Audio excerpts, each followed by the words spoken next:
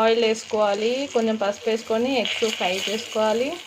అదే ఆయిల్లో కొంచెం జీలకర్ర, సాజీరా, బిర్యానీ అదే స్టార్ పువ్వు, ఇంకా ఏంటి లవంగాలు,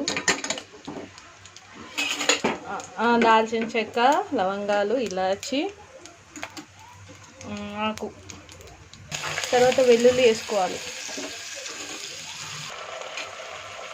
ఉల్లిపాయ, పచ్చిమిర్చి వేసుకున్న తర్వాత అల్లం వెల్లుల్లి పేస్ట్ వేసుకొని కలుపుకోవాలి. అల్లం వెల్లుల్లి ఫ్రై అయిన తర్వాత కొంచెం కొత్తిమీర వేసుకోవాలి. కొత్తిమీర తర్వాత టమాటో వేసుకొని బాగా కలుపుకొని ఫ్రై చేసుకోవాలి. రుచికి సరిపడా ఉప్పు వేసుకోవాలి. రుచికి సరిపడా కారం వేసుకోవాలి. 1 కప్పు పెరుగు, 1 నిమ్మకాయ పెద్ద సైజు నిమ్మకాయ వేసుకొని బాగా కలుపుకున్న తర్వాత మనం ఫ్రై చేసి పెట్టుకున్న ఎగ్స్ వేసుకోవాలండి. నేనైతే 5 ఎగ్స్ తీసుకున్నాను. మీ ఇష్టం, మీరు ఎన్నైనా తీసుకోవచ్చు. బాగా కలుపుకోవాలి. ఇంకా మన ఎగ్ బిర్యానీ ఫైనల్ స్టేజ్కి వచ్చేసినట్టే. మనం ముందుగా కడిగి పెట్టుకున్న బియ్యం తీసి దీంట్లో వేసుకోవాలి. నేనైతే 2 గ్లాసులు బియ్యం తీసుకున్నాను. 1 గ్లాస్కి 2 గ్లాసుల వాటర్. 2, 3, 4. నేను 2 గ్లాసులు బియ్యం తీసుకున్నానండి. 4 గ్లాసులు వాటర్ తీసుకున్నాను. మీ ఇష్టం, మీ క్వాంటిటీ బట్టి తీసుకోండి. 1 స్పూన్ ధనియాల పొడి తీసుకోవాలండి లాస్ట్లో. నేను 2 గ్లాసులు బియ్యానికి 4 గ్లాసులు వాటర్ తీసుకున్నాను కదా. ఇప్పుడు ముందుగా కడిగి పెట్టుకున్న బియ్యంని దీంట్లో వేసేసుకోవాలి.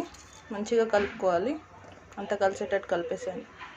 బియ్యం వేసుకొని కలుపుకున్న తర్వాత నేనైతే దుర్గా నెయ్యి తీసుకుంటున్నాను.